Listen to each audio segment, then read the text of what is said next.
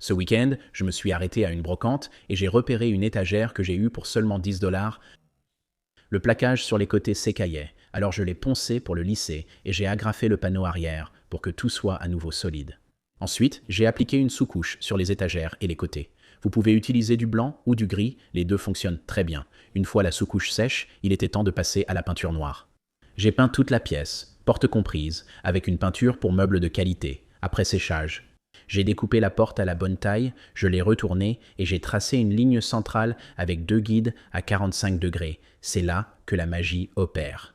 J'ai pris des bâtonnets de peinture, j'ai coupé les poignets et j'ai utilisé de la colle à bois pour les aligner le long de ces angles. Les bâtonnets de peinture sont vraiment abordables. Une fois commencé, répétez le motif. Au début, cela ne ressemble à rien, mais attendez. Après séchage de la colle, je l'ai retourné, coupé les bords à la scie et tout poncé pour lisser. Tout de suite, ça semblait fait sur mesure. J'ai d'abord appliqué un conditionneur pour bois pour éviter les taches, puis une teinture noyée. Le résultat était superbe. Pour finir, j'ai ajouté des moulures pré-peintes, installé des pieds en bois teintés et fixé des charnières ainsi qu'un bouton. Et voilà, une trouvaille à 10 $ dans un vide-grenier est devenue un meuble sur mesure que j'adore. Si cela prouve quelque chose, c'est que des matériaux simples comme des baguettes de peinture peuvent transformer de vieux meubles. J'ai vu cette commode dans un magasin d'occasion et je savais que je pouvais faire des merveilles avec. Alors je l'ai entièrement démontée et j'ai commencé par enlever ces vieux boutons, ils allaient clairement partir. J'ai ensuite utilisé le décapeur thermique pour enlever les autocollants restants. Vous pouvez aussi utiliser du dissolvant ou tout autre produit adapté. Ensuite, il est temps de poncer toutes les parties qui doivent être peintes maintenant. Normalement, si vous peignez, vous n'avez pas besoin de vous soucier du ponçage. Mais à cause de toutes les rayures et des entailles, si vous poncez, vous pouvez les enlever et vous n'avez pas besoin de les reboucher. Alors continuez comme ça et terminez tout. Ensuite, il y a beaucoup de sciure, mais cela vaut la peine de l'enlever. Il faut maintenant utiliser un apprêt de qualité et le verser. J'utilise un rouleau en mousse. Ça va me donner une belle finition lisse, c'est pour ça qu'on va appliquer une belle couche d'apprêt bien lisse. Ça empêche la peinture de s'écailler plus tard. Voici maintenant le secret de cette transformation. Nous allons prendre quelques crayons et couper l'arrière de leur gomme. Tout ce qui nous intéresse, c'est le bois. Parce que ce qu'on va faire, c'est marquer les deux tiroirs du haut tous les 3 cm, faire un repère et on va tracer une ligne droite sur les deux tiroirs du haut. Ce qu'on va faire, c'est prendre de la colle à bois et coller le crayon. Assurez-vous que le côté avec la colle soit là où se trouve l'étiquette. On ne veut pas voir ça sur le dessus. Il y a 2 façons de faire. Vous pouvez prendre un petit pinceau, mettre de la colle sur le crayon. Une fois que c'est fait, vous le posez, ça ne met pas longtemps à sécher. Une autre façon de faire, c'est de mettre la colle directement le long de la ligne où vous allez poser le crayon. Ensuite, prenez le crayon et posez-le dessus, les 2 méthodes fonctionnent. Maintenant, il est temps de remettre une couche de peinture. J'utilise le rouleau en mousse, je veux l'utiliser pour obtenir une finition belle et lisse. Je choisis la peinture semi-brillante car elle simplifie le nettoyage de la commode. Il est maintenant temps de peindre là où sont les crayons. C'est un peu plus délicat, mais utilisez un pinceau et passez bien entre toutes les rainures des crayons. Maintenant, il est temps d'appliquer la 2e couche sur celui-ci. J'en ai mis 3 au total et le résultat était vraiment superbe. J'ai remplacé les poignets par de jolis noirs et regardez ça, ce truc a dépassé mes attentes. Tu te souviens comment ça a commencé? Il y avait des rayures, des autocollants et de la crasse partout. Et regarde-le maintenant, on dirait une œuvre d'art et j'adore le design contemporain des tiroirs du haut. Ce projet a vraiment dépassé les attentes de ma famille. J'ai transformé ces baguettes de peinture en bois en une superbe porte décorative. J'ai retiré la poignée de la porte de notre caravane et j'ai légèrement poncé la porte avec du papier de verre grain 150.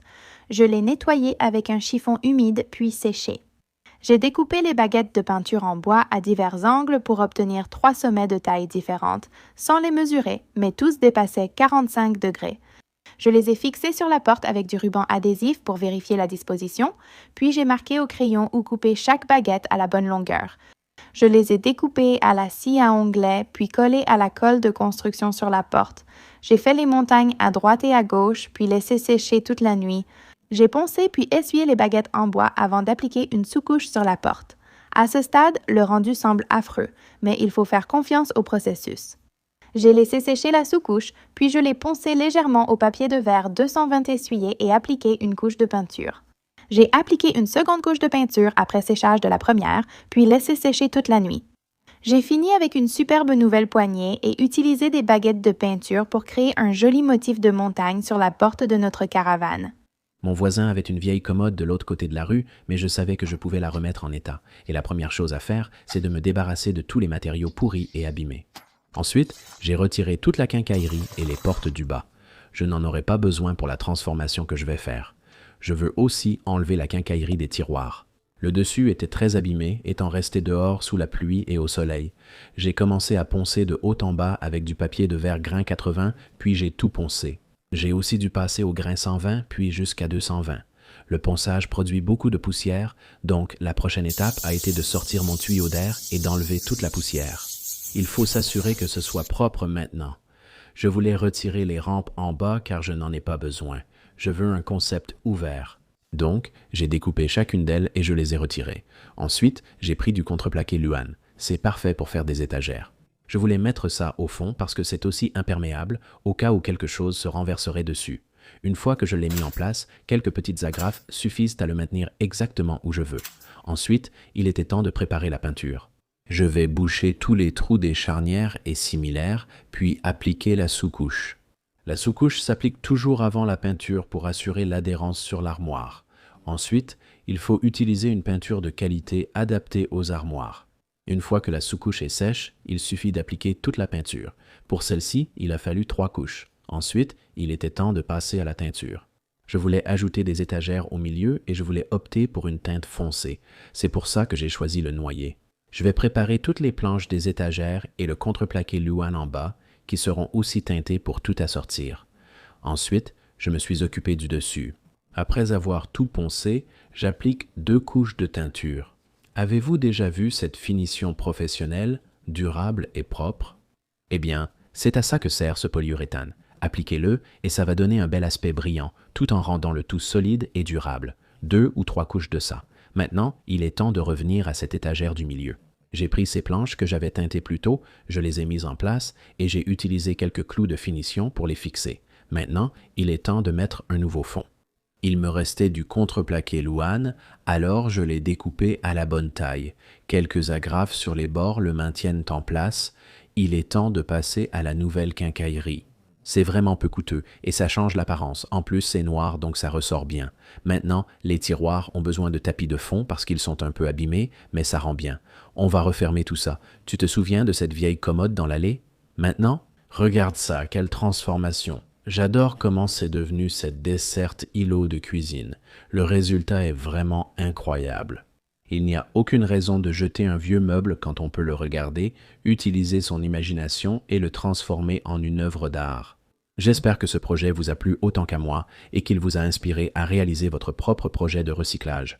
Merci d'avoir regardé Home Talk et on se retrouve la prochaine fois.